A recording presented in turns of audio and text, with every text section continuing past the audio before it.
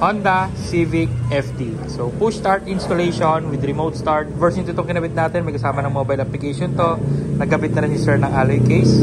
Okay, so to remote start, kahit malayo kayo, press 3 times lang sa lock button, mare-remote start nyo na yung kotse nyo. So kahit nasa loob pa kayo ng bahay, 1, 2, then 3, start na.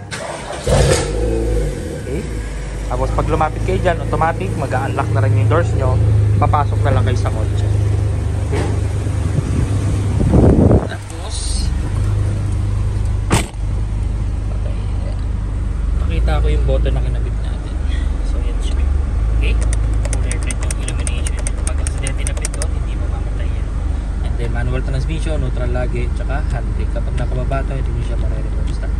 Okay, tapos pag tumapak kayo ng brake, may feature yung system natin na nag-auto lock lahat ng doors.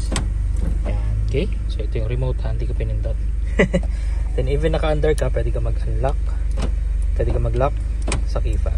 Okay, or dito working pa rin naman to. Syempre, pero pag nasa labas ka, hindi mo na mapipindot to. So dito ka lang mapipindot. So for example, may bibiling ka lang saglit sa mga 7-Eleven, mini stop, iwan mo naka-under yung auto mo, ilock mo sa labas, bili ka na.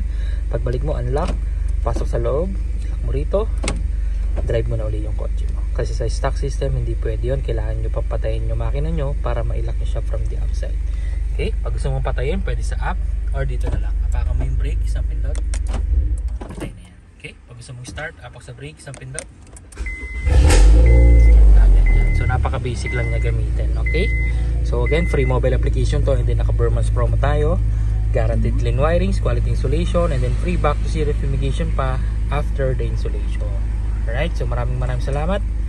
Bye.